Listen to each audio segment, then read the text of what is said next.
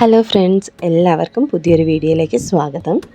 ഇന്ന് ഞങ്ങൾ എല്ലാവരും കൂടെ തിരക്കിട്ടിറങ്ങുന്നത് എങ്ങോട്ടാണെന്നല്ലേ? നമ്മുടെ കൊട്ടിയൂർ അമ്പലത്തിലേക്കാണ് കേട്ടോ. ഒരുപാട് കാലത്തെ കാത്തിരിപ്പിന് ശേഷം ഇന്നാണെന്ന് പോകാൻ അവസരം കിട്ടിയത്. അപ്പോൾ അവിടെ ചെന്ന് നോക്കിയപ്പോഴോ നല്ല തിരക്കായിരുന്നു കേട്ടോ. ഒരുപാട് ജനങ്ങളുണ്ടായിരുന്നു. ഇതൊരു തിങ്കളാഴ്ച ദിവസമാണ് ഞങ്ങൾ പോയത്, എന്നിട്ട് തന്നെ ഇത്രയ്ക്കും തിരക്കായിരുന്നു. അപ്പോൾ ശനിയും ഞായറിൻ്റെ കാര്യമൊന്നും പറയേണ്ടതില്ലല്ലോ അല്ലേ? അപ്പം നമ്മൾ ഈ പുഴ കടന്നിട്ട് വേണം കേട്ടോ അമ്പലത്തിലേക്ക് പോവാൻ. അങ്ങനെ നമ്മൾ ചെന്നിറങ്ങുന്നത് ഈ പുഴ കര കവിഞ്ഞൊഴുകുന്ന വെള്ളത്തിലേക്കാണ്. നല്ല തണുത്ത വെള്ളം. അപ്പോൾ കുറച്ച് നേരം അവിടെയൊക്കെ നിന്ന് നില ബേബീനെ ഒന്ന് വെള്ളത്തിലൊക്കെ ഇറക്കി. നില ബേബിക്ക് ഭയങ്കര പേടിയാട്ടോ വെള്ളത്തിലൊക്കെ ഇറങ്ങാൻ. അപ്പോൾ കുറച്ച് നേരം ഒന്ന് നടത്തി അതിലൂടെ. അത് കഴിഞ്ഞിട്ട് നമ്മളിപ്പോൾ ഇത് അമ്പലത്തിലേക്ക് പോയിക്കൊണ്ടിരിക്കുകയാണ്. അപ്പോൾ അമ്പലത്തിലേക്കുള്ള തിരക്ക് കണ്ടോ. നമുക്ക് സ്പെഷ്യൽ ടോക്കൺ കിട്ടിയിട്ടുണ്ടായിരുന്നു. അതുകൊണ്ട് നമുക്ക് ക്യൂ നിൽക്കേണ്ട ആവശ്യം വന്നില്ല, നേരിട്ട് പോകാമായിരുന്നു.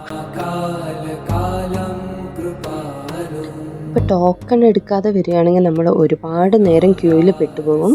അതുകൊണ്ട് ആര് വരികയാണെങ്കിലും ഫസ്റ്റ് ടോക്കൺ എടുക്കാൻ ശ്രദ്ധിച്ചോളൂ കേട്ടോ.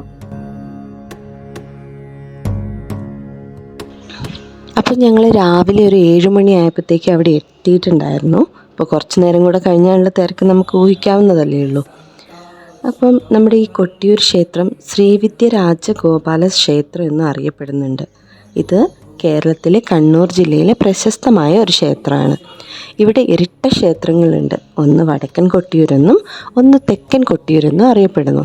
വടക്കൻ കൊട്ടിയൂർ എന്ന് പറഞ്ഞാൽ സ്ഥിരം ക്ഷേത്രം, സ്ഥിരമായിട്ട് നമുക്ക് പോയി തൊഴാവുന്ന ഒരു ക്ഷേത്രമാണ്.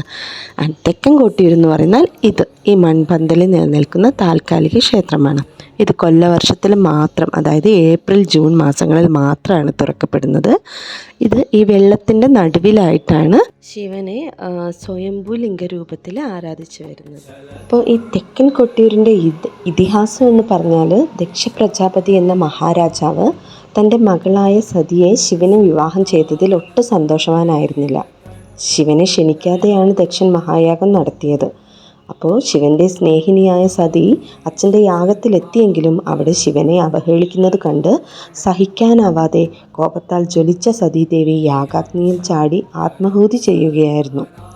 ഇതറിഞ്ഞ ശിവൻ കോപിച്ച് വീരഭദ്രൻ എന്ന ഗണത്തെ സൃഷ്ടിച്ച് ആ യാഗം നശിപ്പിക്കുകയും ദക്ഷനെ വധിക്കുകയും ചെയ്തു.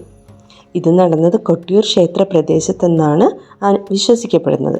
അതിനാൽ തന്നെ ഈ സ്ഥലത്തെ ശിവക്ഷേത്രം ഏറെ പുണ്യമെന്ന് കരുതപ്പെടുന്നു. കൊട്ടിയൂരിലെ യാഗശാലയുടെ നിർമ്മാണം എന്നും പ്രകൃതി സഹജമായ വസ്തുക്കളാൽ മാത്രമേ ഉണ്ടാകൂ. അതായത് മൺപന്തൽ, മരക്കൊമ്പുകൾ, ഓലകൾ മുതലായവ ഉപയോഗിച്ചാണ് ഇവിടെ ആചാരങ്ങൾ. അപ്പോൾ ഞങ്ങളുടെ ക്ഷേത്ര ദർശനമൊക്കെ കഴിഞ്ഞ് ഞങ്ങൾ തിരിച്ചു പോവുകയാണ്. അപ്പോൾ പുഴയിലൊക്കെ നല്ല ഒഴുക്കാണ്, കാരണം ഇത്രയും ദിവസം നല്ല മഴയായിരുന്നു.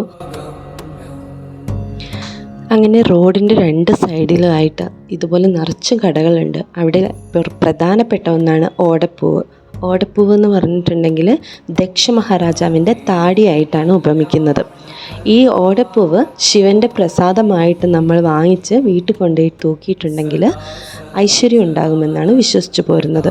അതുകൊണ്ട് തന്നെ ഇവിടെ വന്ന ആരും ഓടപ്പൂവ് മിസ് ചെയ്യാറില്ല. അങ്ങനെ ഞങ്ങളുടെ ദർശനമൊക്കെ കഴിഞ്ഞ് ഞങ്ങളിപ്പോൾ തിരിച്ചു പോയിക്കൊണ്ടിരിക്കുകയാണ്. അപ്പോൾ ഇനി ഒരു അടുത്ത വീഡിയോയിൽ കാണുന്നത് വരെ എല്ലാവർക്കും നന്ദി, നമസ്കാരം.